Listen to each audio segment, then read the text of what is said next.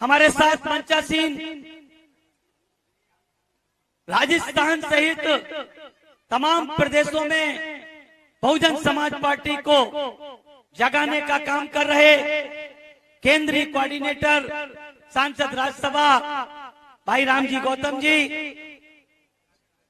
राजस्थान के केंद्रीय कोऑर्डिनेटर भाई सुरेश आर्या जी, प्रदेश अध्यक्ष जो आज के कार्यक्रम की अध्यक्षता कर रहे भगवान सिंह बाबा जी, इस कार्यक्रम के आयोजक और प्रभारी भाई तोली जी, और इस मंच पर बैठे तमाम साथियों के और हमारे तमाम अतिथियों के साथ साथ इस विधानसभा के कोने कोने से आए, इस उमस भरे माहौल में यहाँ पर इतनी देर तक बैठे रहे बहुजन समाज पार्टी के जाबाज साथियों, हमारी माताएं और बहनें, आप सबका मैं अपने हृदय की गहराइयों से हार्दिक स्वागत, अभिनंदन और वंदन करता हूँ।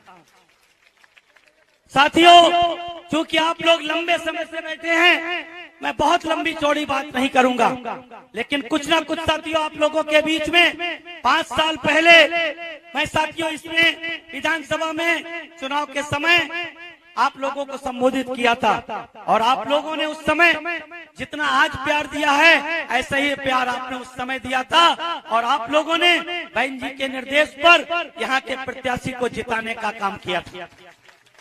आप लोग नदबई विधानसभा के कार्यकर्ता, मतदाता और भाग्य विधाता सही मायने में आदरणीय बहन जी के सच्चे सिपाही के रूप में हैं। बहन जी ने आपने कहा कि उनको वोट दो, आपने वोट दिया और उन्होंने आपके साथ धोखा करने का काम किया। उन्होंने साथियों अपने आप के साथ धोखा नहीं किया, उन्होंने अपनी किस्मत के साथ धोखा किया। साथियों, किस्मत के साथ अगर उन्होंने आपके साथ धोखा नहीं किया होता तो मैं दावे के साथ कहता हूं ये वो विधानसभा थी वो जब तक जीते बहुजन समाज पार्टी के विधायक बन सकते थे और कभी मंत्री भी बन सकते थे। लेकिन साथियों कहते हैं कि जो लोग क्षणिक सोचता है, लालच भर सोचता है, वो कभी भी तरक्की नहीं कर सकता है। पैसा साथियों कमाना दूसरी बात है, इज्जत और सम्मान करना दूसरी बात होती है साथियों। इसलिए मैं आप लोगों को बताना चाहता हूँ, धैर्य कठिन होता है, धैर्य साथियों कठिन जरूर होता है, लेकिन उसका परिणाम हमेशा सुखद होता है। इसलिए साथियों आप लोगों ने 5 साल धैर्य रखने का काम किया। साथियों, जहाँ तक आप जानते हैं इस प्रदेश की जो सरकार है या फिर साथियों केंद्र की सरकार हो, ये दोनों सरकारें किसी न किसी मामले में बहुजन समाज पार्टी की राष्ट्रीय अध्यक्ष के नेतृत्व में बनने वाली उत्तर प्रदेश की चारों बार की सरकारों की नकल करने का काम करती है। मैं सबसे पहले इनकी बड़ी सरकार भारतीय जनता पार्टी के मैं बताना चाहता हूँ। आप लोगों को याद होगा 15 अगस्त अभी बीती है, 15 अगस्त बीती, और उस 15 अगस्त में साथियों लाल किले के भाषण से हमारे देश के सम्मानित प्रधानमंत्री जी ने कई बातें 1.5 घंटे तक बड़ी लंबी चौड़ी भाषण देने का काम किया। और साथियों उस भाषण का मुख्य बात क्या थी? उन्होंने बहुजन समाज पार्टी के साथियों जो सूत्र था उसको चोरी करने का काम किया। वो क्या था साथियों? आदरणीय बहन जी ने 2006 में ही जब 7 की सरकार बनाने के लिए उत्तर प्रदेश की जनता से आह्वान किया था तो क्या कहा था? सर्वजन हिताय सर्वजन सुखाय। ये कहा था नहीं कहा था साथियों? उत्तर प्रदेश की सरकार सर्वजन हिताय सर्वजन सुखाय पर आदरणीय बहन जी ने चलाने का काम किया। बहुजन समाज पार्टी का प्रीत वाक्य है सर्वजन हिताय सर्वजन सुखाय, और उसको 15 अगस्त साथियों 2023 को देश के प्रधानमंत्री जी ने उस सर्वजन हिताय सर्वजन सुखाय को अपने साथियों भाषण में शामिल करके बहुजन समाज पार्टी के प्रीत वाक्य को चोरी करने का काम। दूसरा साथियों वो क्या कहते थे, क्या कहा उन्होंने? 140 करोड़ भारतीय जन परिवारजन हमारे परिवारजन है साथियों। पहले क्या कहते थे? बहनों और भाइयों मित्रों। अब की बार उन्होंने कहा कि भारत के 140 करोड़ हमारे परिवारजन है। मैं साथियों आप लोगों से जानना चाहता हूँ, क्या उनके लिए मणिपुर के लोग उनके परिवारजन नहीं है? अगर 140 करोड़ में क्या मणिपुर के लोग नहीं आते हैं? लेकिन मणिपुर के बारे में, क्या उनकी खुशहाली के बारे में, उनकी समस्याओं के बारे में क्या प्रधानमंत्री जी ने इतने दिन तक कुछ बोलने का काम किया? नहीं किया। हरियाणा में साथियों हिंसा हुई, साथियों प्रधानमंत्री जी चुप रहे। ये केवल और केवल साथियों बीच बीच में आकर के आप लोगों को सुगुफा छोड़ जाते हैं, आपके राजस्थान में भी आते हैं, क्योंकि ये साथियों बहुजन समाज के हितैषी नहीं है। और साथियों जिस तरीके से साथियों विवेक देबरॉय का साथियों आज आदरणीय बहन जी ने ट्वीट करने का काम किया है, आप लोगों को देखा होगा। आदरणीय बहन जी ने ट्वीट किया क्योंकि विवेक जो देबरॉय है साथियों, उन्होंने कहा है कि 2047 तक हमें साथियों भारतीय संविधान को बदलना क्या। ये साथियों उनका स्टेटमेंट जरूर है, आवाज उनकी जरूर है, लेकिन साथियों इनके इसके पीछे भारतीय जनता पार्टी और आरएसएस की साथियों नीयत छिपी हुई है। उनकी नीयत छिपी हुई है और वो लोग ये भूल गए हैं कि आज भी जिस तरह से जब अटल बिहारी वाजपेयी जी की सरकार ने भारत के संविधान को साथियों बदलने की कोशिश करने के लिए संविधान समीक्षा आयोग बनाने का काम किया था, उस समय साथियों संसद की शेरनी आदरणीय बहन कुमारी मायावती जी ने मानवर कांशीराम साहब जी के नेतृत्व में पूरे देश में नारा लगाया था कि संविधान के सम्मान में बीएसपी मैदान में। मैं भारतीय जनता पार्टी के लोगों को, मैं आरएसएस के लोगों को बताना चाहता हूं, वो शायद ये भूल गए हैं कि आज भी इस देश में दुनिया की 8 शक्तिशाली महिलाओं में गिनी जाने वाली बहुजन समाज पार्टी की राष्ट्रीय अध्यक्ष आदरणीय बहन कुमारी मायावती जी देश के सबसे बड़े संगठन बहुजन समाज पार्टी का नेतृत्व करने का काम कर रही है साथियों।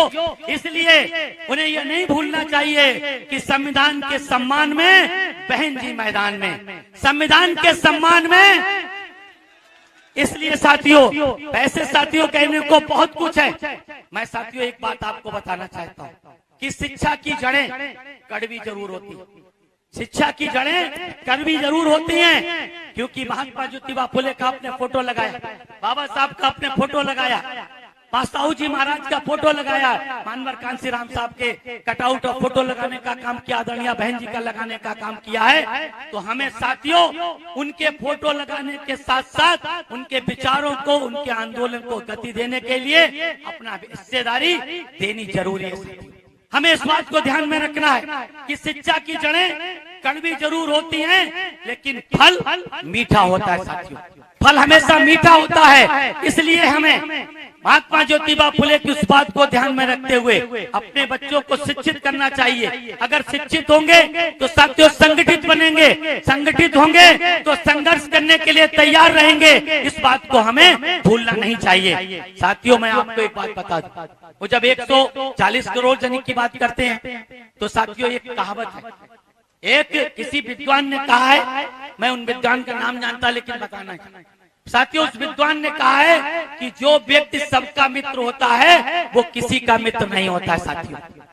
जो सबका मित्र होने का दावा करता है वो किसी का मित्र नहीं होता है। ऐसे ही भारतीय जनता पार्टी का साथियों तो देश के प्रधानमंत्री जी सबके मित्र होने की बात करते हैं, 140 करोड़ जन की बात करते हैं, तो मैं उनसे पूछना चाहता हूं क्या उस 140 करोड़ में इस देश के 20 करोड़ से ज्यादा की आबादी वाले दलित समाज के लोग नहीं आते हैं? उनकी सरकार में राजस्थान की सरकार, मध्य प्रदेश की सरकार हो, चाहे साथियों गुजरात की सरकार हो या कांग्रेस शासित राज्य राजस्थान या छत्तीसगढ़ की सरकार हो, केंद्र में सरकार भारतीय जनता पार्टी की है। राजस्थान से लेकर के गुजरात से होते हुए मध्य प्रदेश, छत्तीसगढ़ और साथियों देश के तमाम प्रदेशों में जाइए तो दलित समाज के बच्चों पे, किसी को मूंछ रखने पे, किसी को घोड़े रखने पे बैठने पर, किसी को साथियों घड़े से पानी पीने पर साथियों उनको मार दिया जाता है। क्या वो उनके जन नहीं? वो 140 करोड़ जनसंख्या में नहीं आते हैं क्या साथियों? 140 करोड़ में जो 20 करोड़ से ज्यादा साथियों बहुजन समाज के, दलित समाज के लोग ताल्लुक रखने वाले लोग हैं साथियों, 27% से ज्यादा 50% की आबादी वाले लोग साथियों यहाँ पर ओबीसी के समाज के ताल्लुक रखने वाले लोग हैं। अगर साथियों वो लोग हैं तो जो बाबा साहब ने हमें भारत के संविधान में SC ST और ओबीसी को साथियों 49.5% जो रिजर्वेशन देने का काम किया है, भारतीय जनता पार्टी की सरकार है केंद्र में, आपके राजस्थान में कांग्रेस की सरकार है। मैं उन दोनों सरकार से पूछना चाहता हूँ, मैं उन दोनों सरकार से पूछना चाहता हूँ और खास तौर से आपके राजस्थान की सरकार से पूछना चाहता हूँ कि आपके प्रदेश में जितनी आबादी SC ST की है, क्या आपने उत्तर प्रदेश की सरकार आदरणीय बहन जी से जरा भी सीख लेने का काम नहीं किया कि आदरणीय बहन जी ने अपनी 7 से 12 की सरकार में उत्तर प्रदेश में SC और ST और ओबीसी का आरक्षण पूरा करने का काम किया था। बैकलॉग के माध्यम से, स्पेशल भर्ती के माध्यम से लाखों की संख्या में दलित पिछड़े समाज के लोगों को सरकारी नौकरी देने का काम किया। क्या साथियों आपके राजस्थान में गहलोत की सरकार ने आपको किसी विशेष भर्ती के द्वारा नौकरी देने का काम किया है? अरे विशेष भर्ती छोड़िए साथियों, उन्होंने रेगुलर भर्ती करने का काम नहीं किया था। लेकिन आदरणीय बहन जी ने न सिर्फ दलित पिछड़ों के लिए भर्ती अभियान चलाया, बल्कि वर्षों से बंद पड़े सर्व समाज के बच्चों की जो नौकरियां बंद थी, उन नौकरियों को छोड़ करके लाखों की संख्या में सर्व समाज के लोगों का, प्रकाश के लोगों को नौकरी देने का काम किया था साथियों। इसलिए साथियों मैं आप लोगों से एक बात ध्यान से निवेदन करना चाहता हूं कि हम लोग 16 तारीख से इस संकल्प यात्रा में, जो सर्वजन हिताय सर्वजन सुखाय संकल्प यात्रा है, इस संकल्प का मकसद साथियों क्या है, हमें इस बात को इस नारे के साथ मैं आपको बताना चाहता हूं कि चलो चले आकाश जी के साथ चले, चलो चले आकाश जी के साथ चले, बहन जी की राह चले, चलो चले आकाश जी के साथ चले, बहन जी की राह चले, बसपा से जुड़े और बाबा साहब के संविधान को सफल करें। ये साथियों हमारा वाक्य, हमारा साथियों सपना होना चाहिए, हमारा आधार होना चाहिए। ये हमारी संकल्प यात्रा है, उसका संदेश है कि हम बसपा के साथ जुड़े। आकाश जी जो साथियों, मैं आप लोगों को साथियों बहुत संक्षेप में 2 मिनट में ये बताना चाहता हूँ कि आदरणीय बहन जी ने जब से मानवर कांसी राम साहब के एकमात्र उत्तराधिकारी के रूप में जब बहुजन समाज पार्टी की बागडोर संभालने का काम किया था, तब से ही आदरणीय बहन जी ने अपने नेतृत्व में तमाम बहुजन समाज के युवाओं को तैयार करने का काम किया, तमाम युवाओं को तैयार करने का काम किया, तमाम लोगों को साथियों उन्होंने बहुजन समाज पार्टी का राष्ट्रीय उपाध्यक्ष बनाने का काम किया, युवाओं को बनाने का काम किया, वरिष्ठों को बनाने का काम किया। लेकिन साथियों ज्यादातर युवाओं ने साथियों आदरणीय बहन जी के विश्वास पे खरे उतरने का काम नहीं किया। और जब बहुजन समाज पार्टी के वरिष्ठ साथियों ने, वरिष्ठ कार्यकर्ताओं ने आदरणीय बहन जी से निवेदन करने का काम किया, तब माननीय बहन जी ने हम लोगों की बात को सुनकर के एक युवा साथी, एक युवा जो साथियों पढ़ लिख करके विदेश से पढ़ लिख करके आकर के भी जब उन्होंने उनकी आंखों में बहुजन समाज के संकल्प को, बहुजन समाज के सपनों को साकार करने का दर्द आकाश जी के अंदर देखने का काम किया, तब आदरणीय बहन जी ने आकाश जी को नेशनल कोऑर्डिनेटर बना करके हम सब लोगों के बीच में भेजने का काम किया। अब मैं आप लोगों से साथियों, मैं आप लोगों से इस बात कहना चाहता हूं, क्योंकि साथियों हम लोग अच्छी तरीके से जानते हैं कि लोकतंत्र तब तक मजबूत नहीं होता है, दुनिया का कोई भी लोकतांत्रिक देश देख लीजिए, तब तक मजबूत नहीं होता है जब तक उस देश को चलाने वाले में सामाजिक कसक ना हो, जब तक समाज का दर्द ना हो, तब तक लोकतंत्र मजबूत नहीं हो सकता है। आज तक भारत की सत्ता पे साथियों शासन करने वाले जितने भी प्रधानमंत्री हुए हैं, उनमें सामाजिक कसक का अभाव हो रहा है, सर्व समाज के लोगों के दुख दर्द तकलीफों का अभाव रहा है। इसी कारण साथियों इस देश में गरीबी, बेरोजगारी, महंगाई है, गरीबी, बेरोजगारी, महंगाई है। और साथियों ये सर्वविदित है कि गरीबी, बेरोजगारी, महंगाई क्रांति को जन्म देने का काम करती है। गरीबी, बेरोजगारी, महंगाई क्रांति को जन्म देने का काम करती है। अन्याय, अत्याचार साथियों किसको जन्म देने का काम करता है?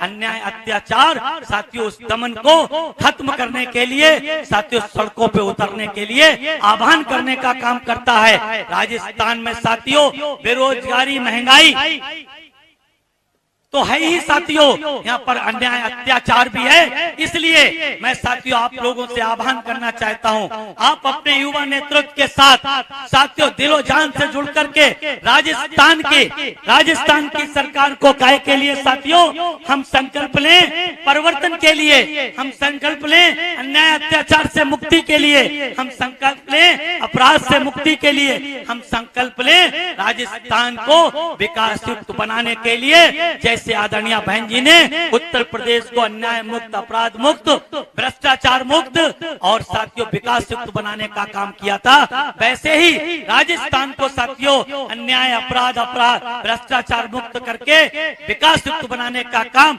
साथियों